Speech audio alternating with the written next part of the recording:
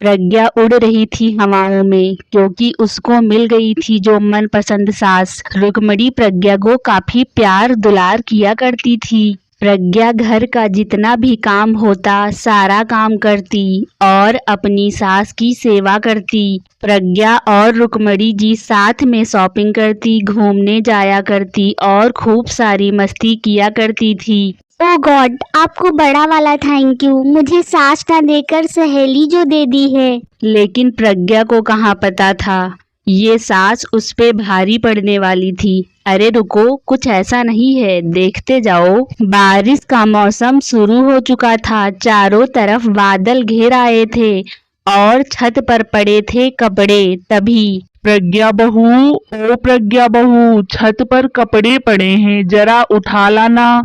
जी माँ जी, मैं अभी जाती हूँ। यह बोलकर प्रज्ञा छत पर कपड़े उठाने चली जाती है। प्रज्ञा अंदर कपड़े डालकर आई ही थी तभी रुक्मणी जी। प्रज्ञा बहू, मुझे लगता है आज बारिश बहुत जोर की होने वाली है।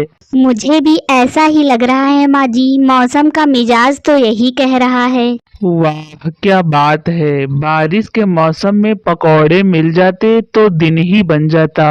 बहू जाओ, गर्मा गर्म पकौड़े तल के ले आओ, दोनों बैठकर खाते हैं। अरे माँ जी, आपने तो मेरे मुंह की बात छीन ली। मेरा भी बारिश में पकौड़े खाने का बड़ा मन हो रहा था। प्रज्ञा पकौड़े बनाने किचन में जा ही रही होती है तभी रुक्मणी जी पीछे से आवाज लगाती हैं।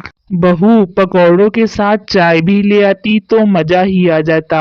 जी माँ जी, अभी बनाकर लाती हूँ। प्रज्ञा काम में लग गई। कुछ देर बाद प्रज्ञा पकौड़े लेकर बाहर आई। रुक्मणी जी ने बड़े ही चाव से और बहू की तारीफ करते हुए पकौड़े और चाय का आनंद लेने लगी। बारिश का मौसम आ चुका था। अब तो आए दिन बारिश होने वाली थी। बारिश तो आई थी लेकिन साथ में प्रज्ञा के लिए नई मुसीबत भी ले आई थी। अगले दिन प्रज्ञा जब सोकर उठी तब हल्की बूंदाबांदी हो रही थी। तभी प्रज्ञा बहू, आज हल्की बारिश हो रही है, तू एक काम कर, आज नाश्ते में पकौड़े और चाय बना ले।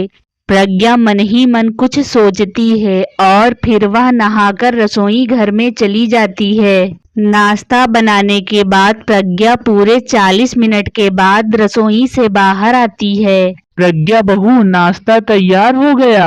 जी माँ जी, मैंने पकौड़े और चाय टेबल पर लगा दिया है। रुक्मणी जी मजे ले लेकर चाय और पकोड़े खाए जा रही थी। कुछ देर बाद बारिश बंद हो गई और प्रज्ञा दोपहर के खाने के लिए बाजार से सामान लेने चली गई। प्रज्ञा बाजार से वापस आकर खाने की तैयारी में जुट गई। तभी दोबारा जोर जोर से बारिश होने लगी। बहू, खाना बनाने जा रही हो?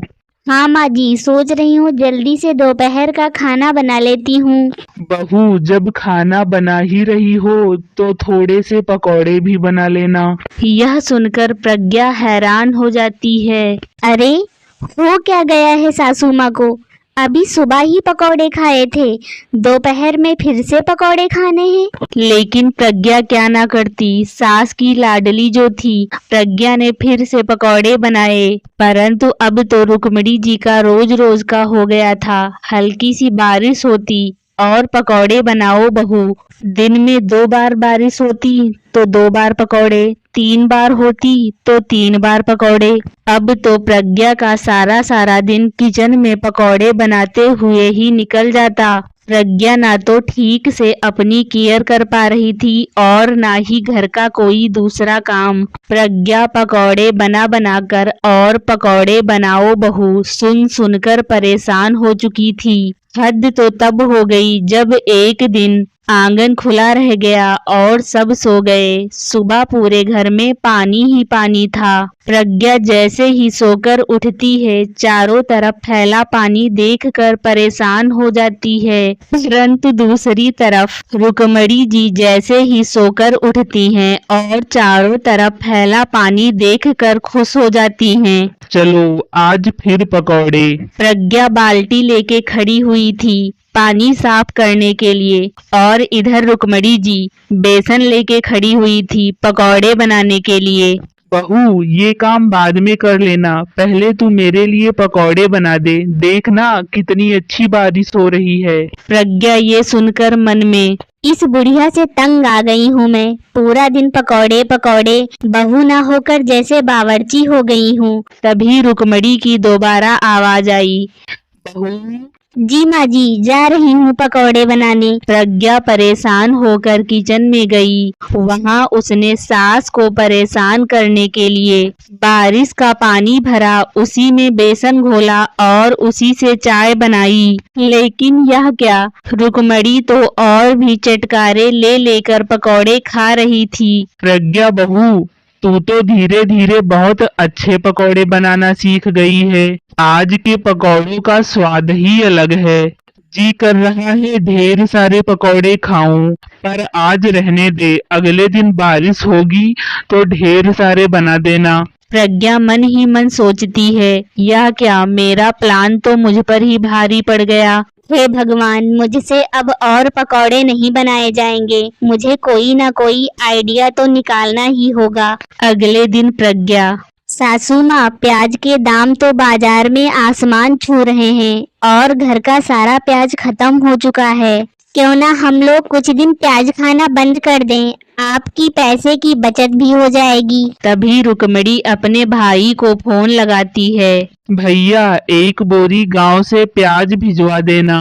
प्रज्ञा ये सुनकर और भी परेशान। धीरे धीरे प्रज्ञा पकौड़े बना बनाकर इतना परेशान हो चुकी थी कि एक दिन, सासू माँ, साफ साफ कह देती हूँ, ये रोज रोज के पकौड़े मुझसे नहीं बनाए जाएंगे। अगर आपने मुझसे पकौड़े बनाने को बोला तो मैं अभी के अभी घर छोड़कर चली जाऊंगी।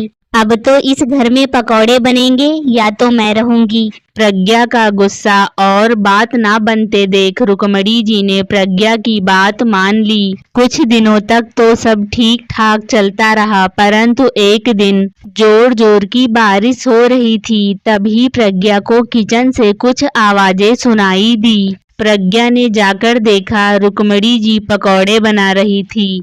हे भगवान, मेरी सास नहीं सुधरेगी। बारिश और सासू माँ के पकौड़े। प्लीज दोस्तों, चैनल को लाइक कीजिए, सब्सक्राइब कीजिए एंड शेयर कीजिए।